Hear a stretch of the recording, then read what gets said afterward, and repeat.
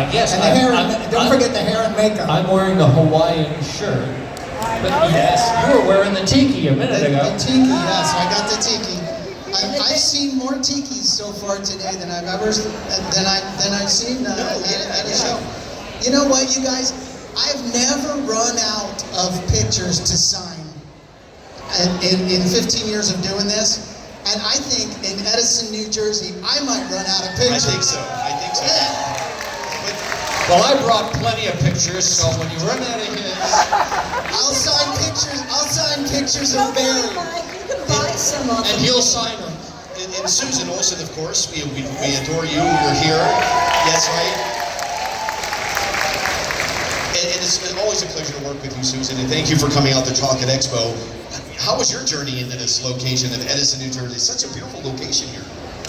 It's great. My best friend lives in New Jersey, Oh, so yes. we got together last night, and we'll get together tonight. And I have so many friends here. I really do. I know great people live in New You just Jersey. need one friend in New Jersey, you got it made. And I have several people that will be coming to this show that I know in real life. So it's extra fun for me. But everybody's always nice. We did Schiller, and the people are always nice there. So you East Coast people are good to us. New Jersey rocks. Well, we'll get into some questions. Of course, we'll have you guys and girls ask some questions as well. We have someone with a mic out there somewhere that will come around with a mic. But I want to ask you some questions that some fans were asking me. Specifically, one of them were, what is your favorite probably episode? I know that's one of those questions a lot of fans have asked, but a lot of fans were asking me, what is your favorite episode? If you can let them know something that comes to mind, what is your favorite episode that you were part of the Brady Bunch? I think that the episode that means the most to me is the first episode that we shot. It's called The Honeymoon. It's when the kids are really getting to know each other and meeting each other for the first time. Mom and Dad are getting married. Tiger chases Fluffy all over the backyard. And apparently he got her, because we never saw her again. Got her. I think Tiger ate her. And because we were really getting to know each other for the first time. And we were hopeful that it would become a series, which of course it did, but we didn't know at that time. So it was like gaining a second family, which has really become the case. It's been more than 50 years since we started the show. And we still know each other, like each other, get along, and get to occasionally make appearances together. So it's been very, very special.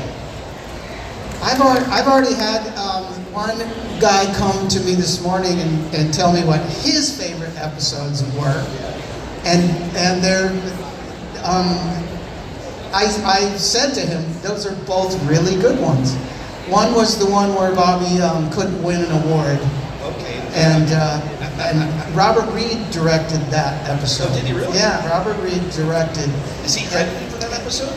As a director, is he credited for that episode? Oh yeah, he was the director. Oh, nice.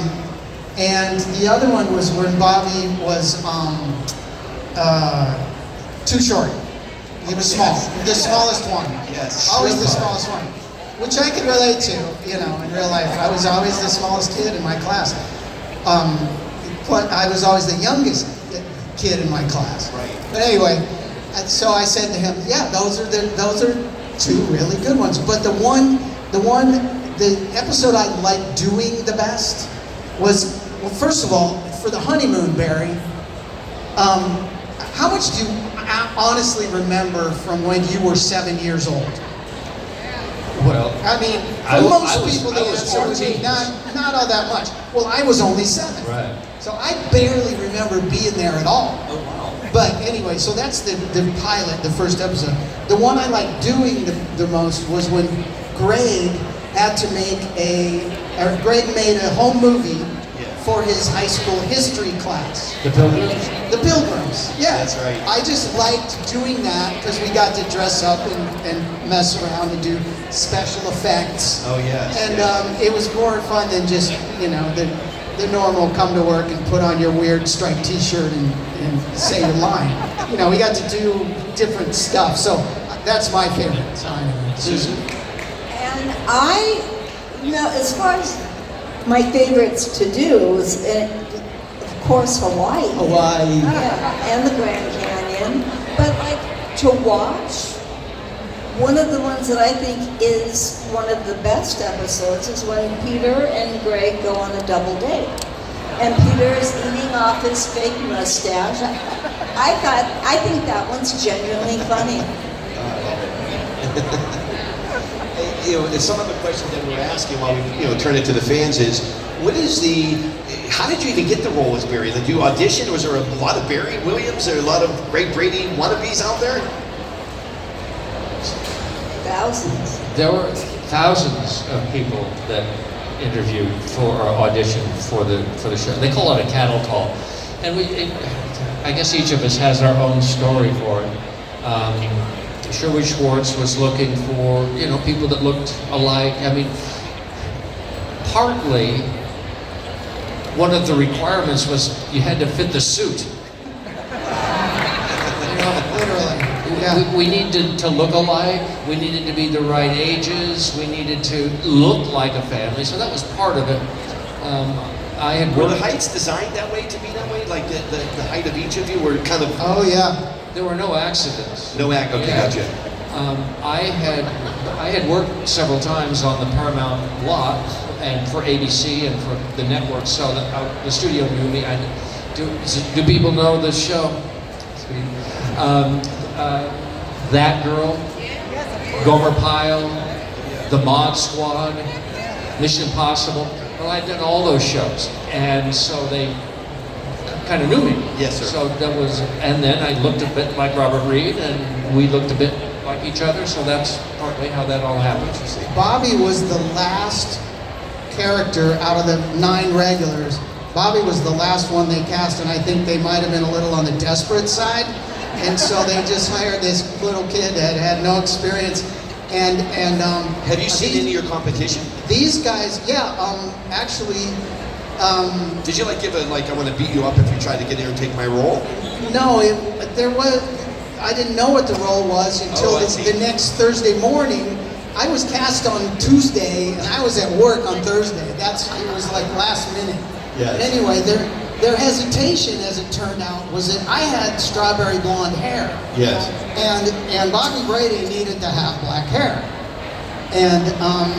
And they said, well, we've got this other kid, but we really like you, and we need to dye your hair. And we said, okay. No way. And I was, so I was the last cast member who got the part.